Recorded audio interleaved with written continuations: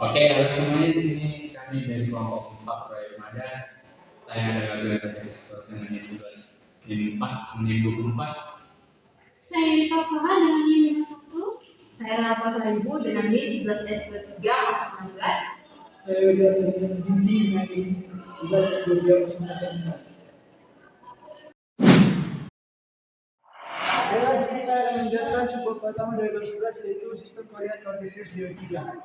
Di sini tentunya kita sudah tahu dan sudah pernah kita pelajari bahwa sistem koordinat di bidang radial itu yaitu dua garis yang berpotongan di titik O yang memiliki 4 koordinat yaitu koordinat 1, 2, 3, dan juga koordinat yang keempat. Maka di sini kita akan membahas sistem koordinat kartesius di ruang 3. Sistem koordinat kartesius di ruang 3 ialah memiliki tiga sumbu yang saling berpotongan di titik O atau 0,0 yang akan disebut sebagai titik asal.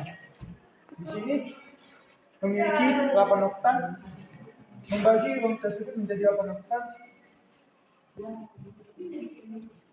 Lalu setiap titik di sini misalkan dengan contohnya titik X, Y, Z.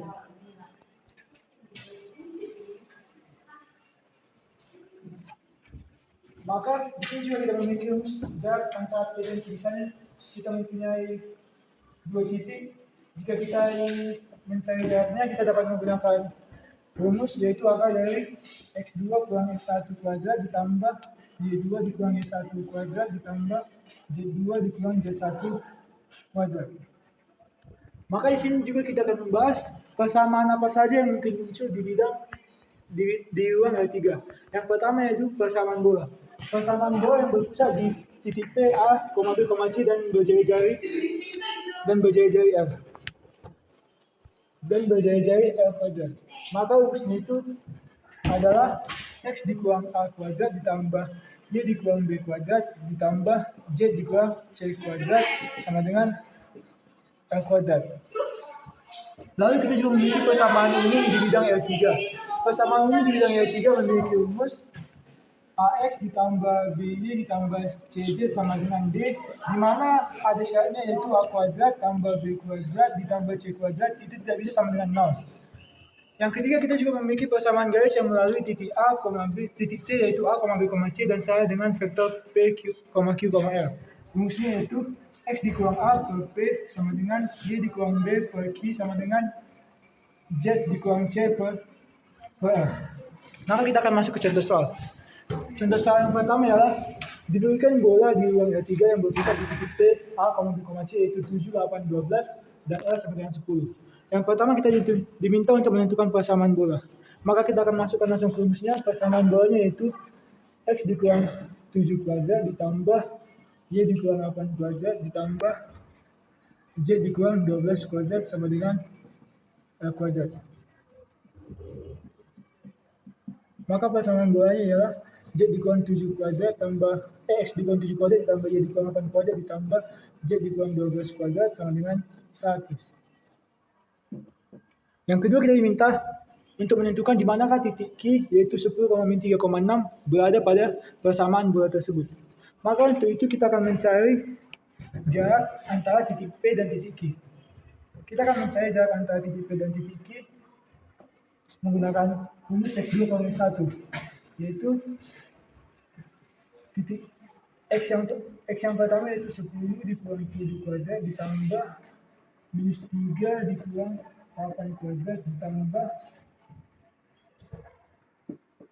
6 dikurang 12 kuadrat. X di sini ya titik yang pertama X2 kurang X1, Y2 kurang X1 dan Z1 kurang Z2 kurang Z1. Maka kita cari hasilnya 3 kuadrat ditambah 8. Ini 8,3. 5 kuadrat ditambah minus 6 kuadrat. Maka hasilnya ialah 6 tambah 25 tambah 36. Yang ada akar 70. Di mana akar 70 itu mendekati 8,36. Karena kita mempunyai jari-jari 10, maka 8,36 ini masih lebih kecil dari 10. Maka titik Q titik Q ini masih berada di dalam persamaan bola kita. Lalu contoh yang kedua yaitu diminta menggambarkan bidang yang memiliki persamaan dx tambah 2y tambah 3z sama dengan 6. Karena di sini kita sebenarnya mencari perpotongan salah satu sumbu, maka kita dapat menyamakan kedua titik yang lain menjadi 0, yaitu saat y sama dengan 0 dan z sama dengan 0, maka x-nya sama dengan 6. Maka kita memiliki titik 6,0,0. Lalu saat x-nya sama dengan 0, z-nya sama dengan 0, maka kita memiliki 2y sama dengan 6, maka y sama dengan 3. Maka kita memiliki titik 0, 3,0. Dan saat x-nya sama dengan 0 dan y-nya sama dengan 0, maka kita memiliki titik z, 3z sama dengan 6, z sama dengan 2. Kita memiliki titik 0,0,2. Jika kita gambarkan bidang tersebut, y, x, z, maka titik yang pertama itu 6,0,0, 6,0,0, titik yang kedua 0,3,0, 0,3,0, titik yang z 0,0,2. Maka inilah bidang.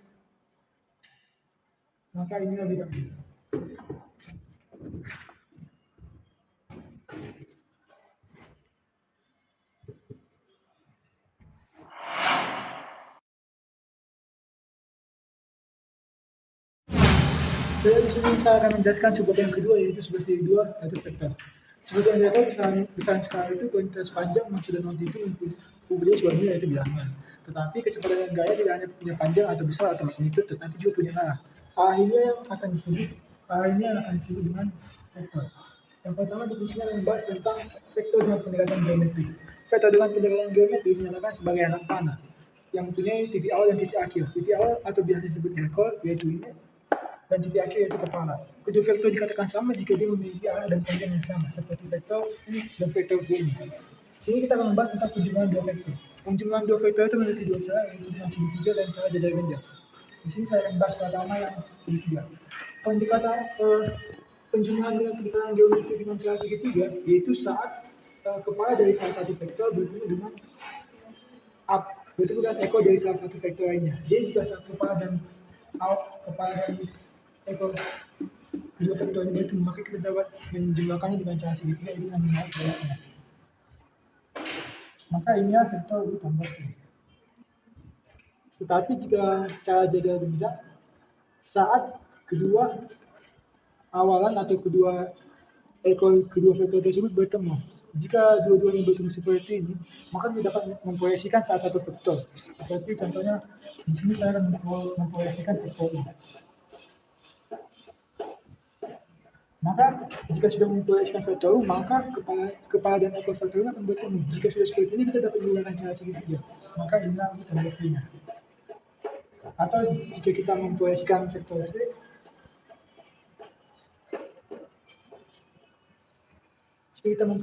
V, maka kepala dan awalannya juga akan bertemu, kepala dan ekornya juga akan bertemu, maka juga dapat menggunakan cara segitiga yaitu ini, maka ini akan jadi U tambah V. Lalu yang kedua ada perkalian dengan skala. Perkalian dengan skala dengan pendekatan geometri yaitu seperti ini. Misalnya kita punya vektor U dan kita kalikan 2, maka kita akan membuat satu vektor U lagi menjadi 2U. Ini vektor 2U. Panjangnya yang berbeda tetapi arahnya tetap sama. Yaitu ada selisih dua vektor, yaitu seperti U kurang V. Dapat kita notasikan dengan U tambah min 1V. Min 1 ini hanya sebagai kembali ke arah. Contohnya jika ini ada vektor U dan vektor V, maka vektor U dikurang vektor V.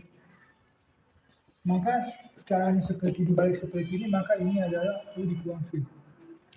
Baru disini termasuk salah contoh, yaitu misalnya U sama dengan V sama dengan U tambah 3/2V. Di sini U di sini V. 3/2V kan sama dengan V ditambah setengah V. Maka jika kita tambah setengah lagi V-nya di sini, maka ini menjadi 3/2V. Dan jika dua titik awalan atau dua ekor yang bertemu, dua ekor kedua vektor bertemu, maka kita dapat menggunakan cara jajar genjang. Maka kita akan memproyeksikan vektor U. Jika sudah seperti ini kan kita dapat menggunakan segitiga yaitu ini. Maka ini dia U. yaitu U ditambah 3 per 2 V. Kalau kita kaji dengan vektor pendekatan aljabar, di E2 kita sudah tahu bahwa dengan vektor pendekatan aljabar itu ditulis dengan U1, U2, maka di E3 dia akan ditulis triple, yaitu U1, U2, dan U3. Lalu ada perkalian dengan skala dan penjumlahan. Jika di E2 jika kita mempunyai vektor U dan V, U1, U2, dan C ada elemen bilangannya, maka C dikali U yaitu C kali U1, C kali U2, dan jika U tambah V yaitu U1 tambah V1, U2 tambah V2. Sama saja seperti di E3, cuma memiliki 3 suku. Dapat dilihat seperti ini. Jika C itu sama dengan C dikali U1, C dikali U2, dan C dikali U3. Lalu U tambah V itu V1 tambah U1 tambah U2, V1 ini U1 tambah U2, lalu V1 tambah V2, dan V2 tambah V2, dan U3 tambah U3. Ini U1 tambah V1 ya. U1 tambah V1, U2 tambah V2, U3 tambah V3. Lalu kita juga punya vektor basis. Vektor basis yang akan dinotasikan dengan vektor itu bernilai 1,0,0, vektor Z bernilai 0,1,0, dan vektor K bernilai 0,0, K. Maka jika ada suatu vektor U1, U2, U3, maka jika kita buat vektor basis akan jadi seperti ini. U1 ini tambah U2 Z dan U3 K. Lalu kita akan membahas besar dan panjang vektor. Besar dan panjang vektor di E3 itu diambahkan dengan ini, dan juga cara mencarinya yaitu U1 kuadrat tambah U2 kuadrat ditambah U3 kuadrat. Maka kita akan masuk ke contoh. Jika kita punya dua buah vektor yaitu vektor U 1,1,2 dan vektor V 0,-1,2. Jika kita mencari U tambah V-nya, maka kita tinggal menambahkan suku-suku yang samanya, yaitu sebagai 1 tambah 0, 1 tambah min 1, 1 tambah min 1, 1 tambah min 1, dan 2 tambah 2. Maka akan menjadi 1,0,4. Jika kita buat vektor basis, dia akan menjadi 1,4K, karena 0 tidak ada. Lalu U kurang 2 kali vektor V, menjadi 1,1,1 kurang 2 kali 0,1,2. Pertama kita kalikan dulu ini, sehingga nanti sukunya ini menjadi 0,2,4. Maka di sini akan 1 kurang 0, 1 kurang 2, dan 2 kurang 4. Makanya hasilnya akan 1,3,2. Dan jika kita buat ke vektor basis menjadi I tambah 3J kurang 2K. Maka jika kita mencari panjang U, yaitu akar dari 1 kuadrat tambah 1 kuadrat tambah 2 kuadrat sama dengan akar 6. Dan jika kita mencari panjang vektor U dikali min 3, maka kita bisa bilangnya menjadi min 3 dikali panjang vektor U, yaitu min 3 dikali akar 6. Ini sebenarnya masuk ke salah satu teorema yang akan kita jelaskan nanti. Bella, ini saja penjelasan saya. Jika ada kesalahan kata, saya mohon maaf.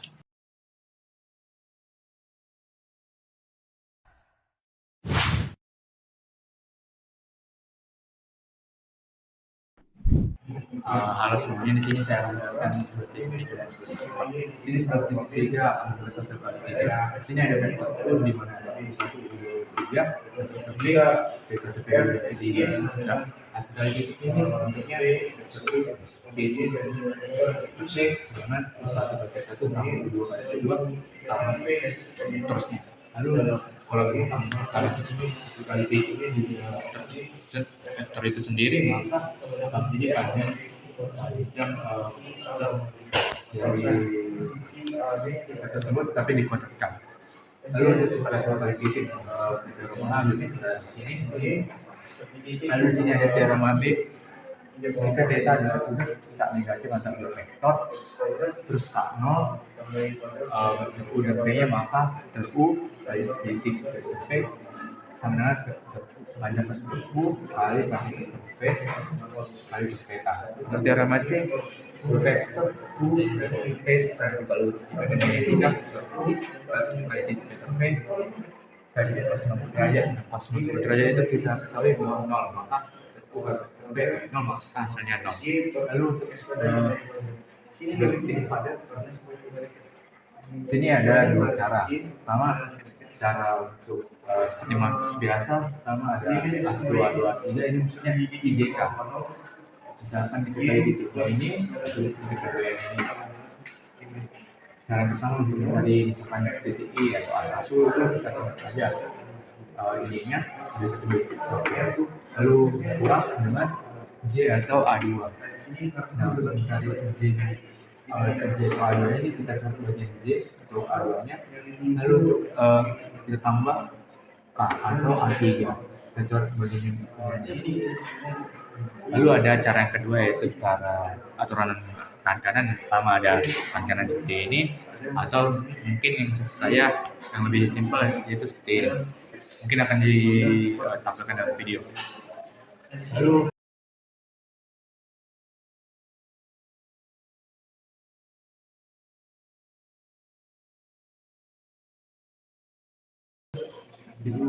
ini datangnya dari pembuktian tangan kanan, atau misalkan sebagai vektor A lalu ada vektor B. Kita mau menentukan alat dari setnya, maka inilah alat dan inilah vektor B. Dan akan kita mau menggerakkannya, maka kita tahu setnya itu tokonya itu ke atas. Lalu untuk sifat kali silang bisa kita dari sini. Lalu untuk soal dari titik, misalkan diketahui A sama dengan min 2 tambah 3J, lalu B nya diketahui 2I kurang 3J, lalu C nya kita ketahui min 5J. Di sini A dan B sama dengan min 2 kali 2. Maksudnya data ini dari titik yang sama, yaitu I. Kita kalikan, maka min 2 kali 2 adalah min 4, lalu J nya 3 sama min 3, kita kalikan 3 kali min 3 maka min 9, min 4 kurang 9 sama dengan min 13. Lalu untuk B dan B kurang panjang si B. Nah kita selesaikan dulu yang perkalian. Nah ini kan perkalian tersebut, maka 2 dikali 2 dikali 2, min 3 kali min 3 datangnya dari ini, lalu kita kurangkan dari panjang vektornya ini. Nah untuk rumus panjang vektor sudah dijelaskan dari oleh Serudi. Caranya adalah panjang vektor B ini yang I kita kuadratkan, lalu min 3 nya ini kita kuadratkan juga, maka 2 kuadrat tambah min 3 kuadrat, maka hasilnya 4 tambah 9. Ini 4 tambah 9, maka hasil akhirnya adalah 13 kurang 13. Lalu untuk soal ketiga, panjang A dikali dot C dot A. Kita buat dalam kurung dulu untuk C dan A nya, yaitu C ini karena I sama K yang ada kita buat jadi 0, jadi 2 dikali 0 dengan 0, lalu min 3 dikali min 5.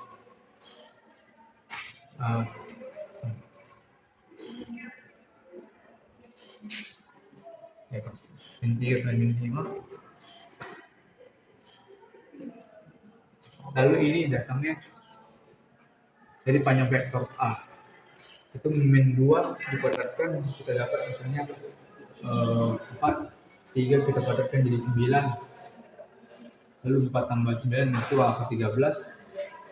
Ini kita dapatkan hasilnya min 15. Ini jangan lupa dalam kurungnya karena akan berpengaruh sekali.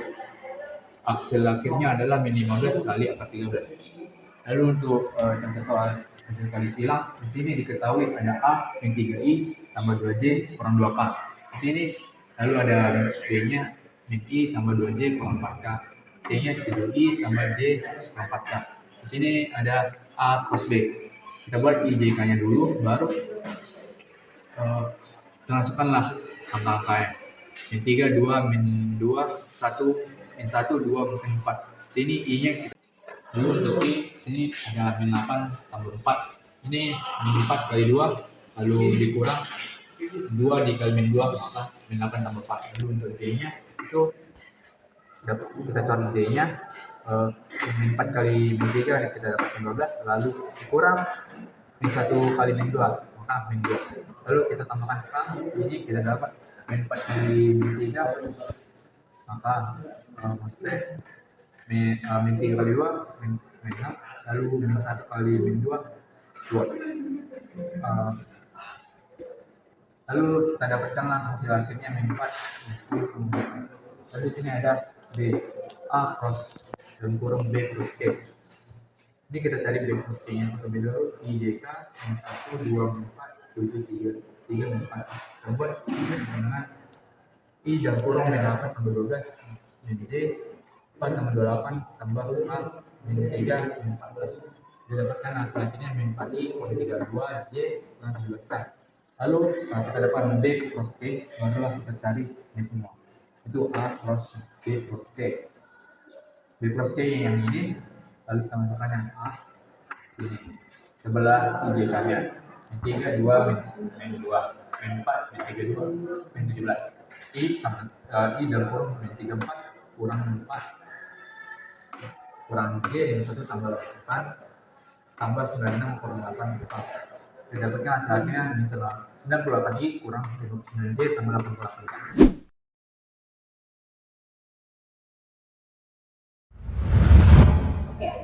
Di sini aku akan jelaskan yaitu materi dari bab 11 yaitu garis dan garis singgung dalam ruang. Oke, yang pertama itu ada namanya persamaan garis di bidang.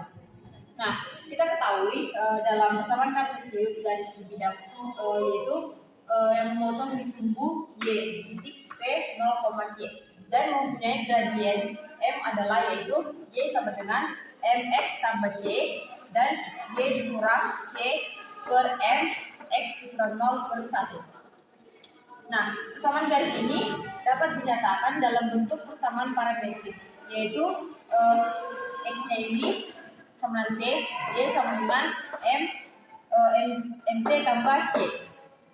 Atau pada persamaan vektornya itu yaitu RT T, MT tambah C itu sama dengan 0, C tambah T dikali 1, M.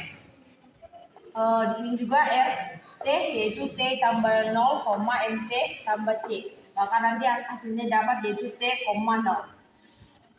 Selanjutnya kita lanjut ke persamaan garis di ruang. Nah, persamaan garis yang melalui titik yaitu P, X0, Y0, Z0.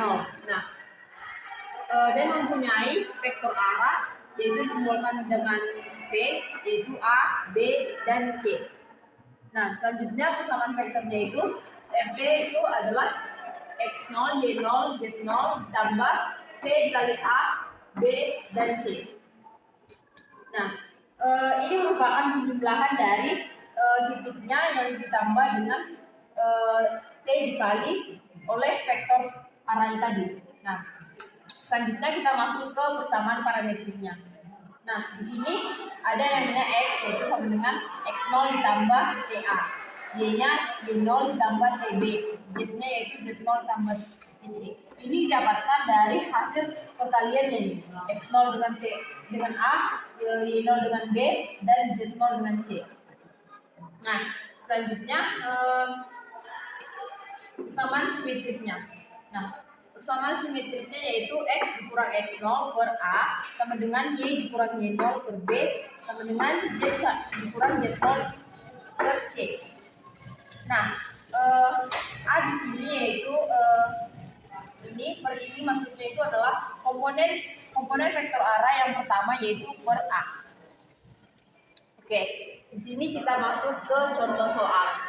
Di mana contoh soal kali ini yaitu diketahui sebuah garis melalui titik. Oke, kita masuk ke dalam contoh soal. Yaitu diketahui sebuah garis melalui titik P yaitu 1,2, 3 dan I 4,5 dan 0,6. Nah, di sini ditanya yaitu tentukan persamaan vektor, persamaan parametrik, dan persamaan simetriknya. Oke, pertama kita akan mencari yaitu karena di sini ditanya persamaan vektornya. Nah, pertama itu kita misalkan dulu vektor arah yang sejajar dengan garisnya itu adalah ini vektor PQ. Terus kita masuk ke sini vektor PQ sama dengan OQ vektor dikurang OP vektor. Nah, kita masukkan yaitu 4, 5, dan 6. Selanjutnya kita masukkan P-nya yaitu minus 1, 2, dan 3. Maka hasilnya masih 3, 7, dan 3. 3, 7, dan 3. Nah, Selanjutnya misalnya titik P itu adalah titik yang melalui garis sehingga persamaan vektornya itu seperti ini. Nih. RT itu sama dengan P ditambah vektor PT tadi dikali dengan T. Nah, maka kita masukkan titik P yaitu 1 minus 2, 3 ditambah vektor PT tadi yaitu yang ini 3, 7, dan 3 dikali dengan T. Maka hasilnya yaitu RT sama dengan 1, minus 2, 3 ditambah 3, 7,3 kali T. Oke, kita sudah dapat yaitu persamaan vektor garisnya. Selanjutnya kita mencari yaitu persamaan parametriknya. Nah, dalam persamaan parametrik garis ini, misalkan vektor arah garisnya itu adalah vektor P tadi. Nah, dan titik yang melaluinya itu adalah titik P. Maka persamaan parametriknya itu yaitu nih, X-nya sama dengan 1 ditambah 3T. Kita masukkan ke ini vektor P tadi. Kan kita sudah dapat yaitu vektor P-nya. Maka kita akan masukkan titik yang melalui yaitu titik P yaitu 1, minus 2, 3. Maka X itu 1 ditambah 3T, Y-nya minus 2 ditambah 7T, Z-nya yaitu 3 ditambah 3T.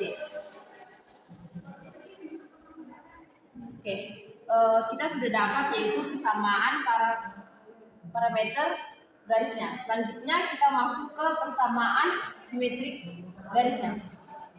Nah, di persamaan simetris garis ini misalnya itu vektor arahnya itu garis PQ yang tadi itu yaitu 3, 7, dan 3 tadi kan.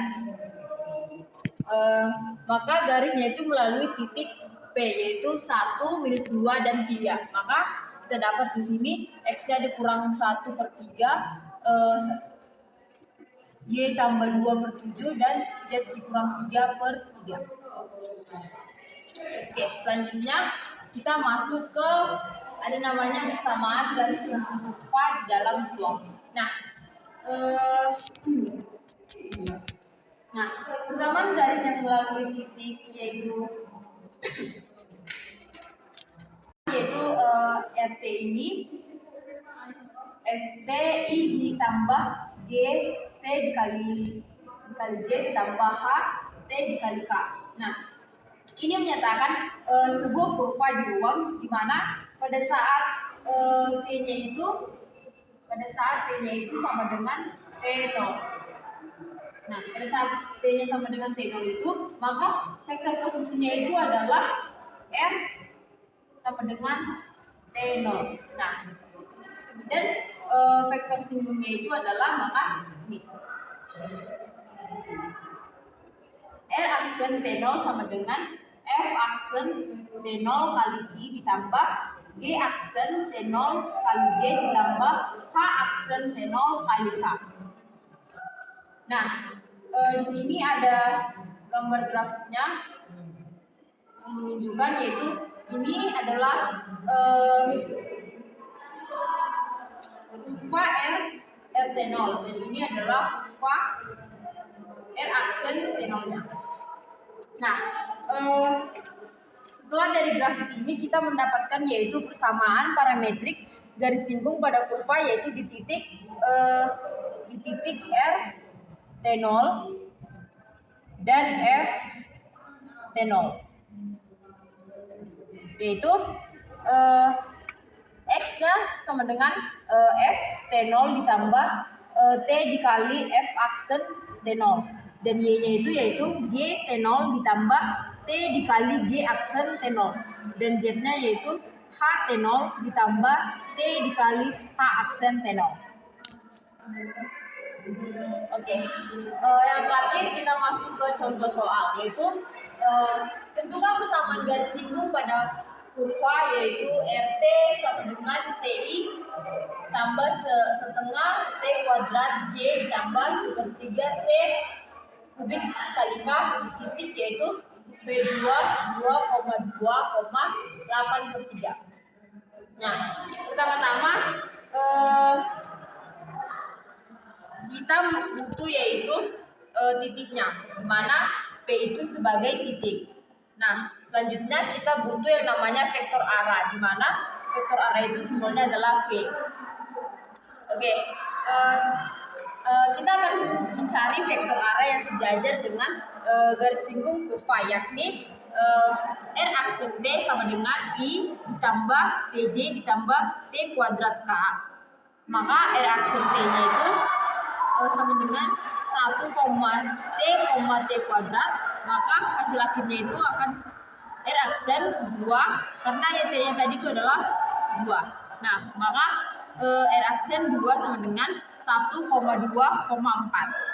Nah, titik yang dilalui garis singgungnya itu adalah titik P2, di mana titik P2 itu adalah 2,2,8/3.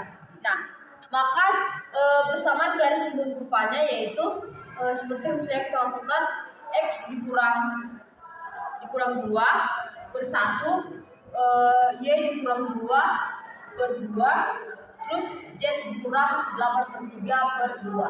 Maka titiknya yaitu simbolnya B, R2 itu sama dengan 2,2,8/3. Sedangkan vektor arahnya yaitu R aksen 2 dengan 1,2,4. Mungkin saya dapat sampaikan, saya ucapkan terima kasih.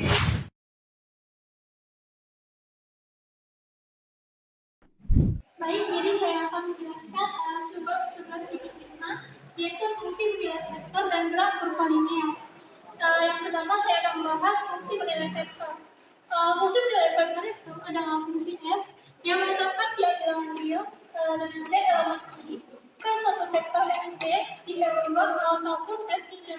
Jadi bentuk ft ini, fungsi vektor ini dapat kita tulis dengan dua bentuk, yaitu misalnya ft, gt, ht, terus juga bisa dengan fti ditambah gtc ditambah htk, di mana ft, gt, dan ht ini adalah fungsi-fungsi komponen dari vektor ft.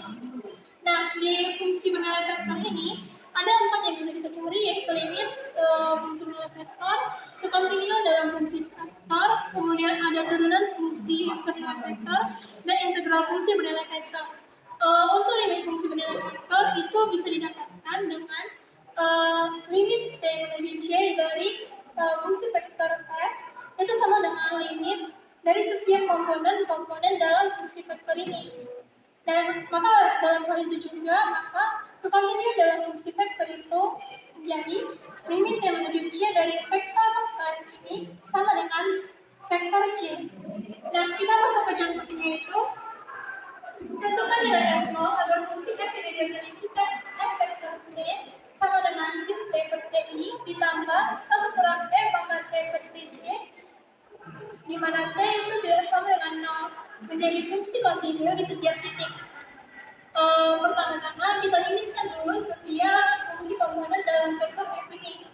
Jadi limit yang menuju 0 dari sin T per T I ditambah 1 kurang F per pangkat T per J itu sama dengan kita masukkan limit dari setiap fungsi komponen, yaitu limit yang menuju 0 dari sin T per T I ditambah limit yang menuju 0 dari 1 kurang T pangkat T per J itu kita logikakan menjadi limit yang menuju 0 dari cos T I ditambah limit yang menuju 0 minus T pangkat J.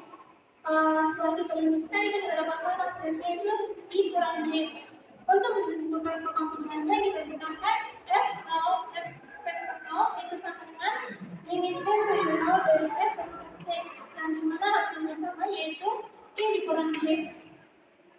Kita lanjut ke turunan fungsi bernilai vektor, dimana untuk mencari fungsi bernilai vektor itu sama saja dengan mencari limitnya, yaitu dengan kita menentukan setiap fungsi komponen dari fungsi vektor ini, dimana juga terdapat 6 teorema dalam turunan fungsi bernilai vektor, dimana teorema yang pertama yaitu jika kita menurunkan vektor T, vektor Ft ditambah atau kurang vektor Gt itu sama aja dengan turunan dari vektor F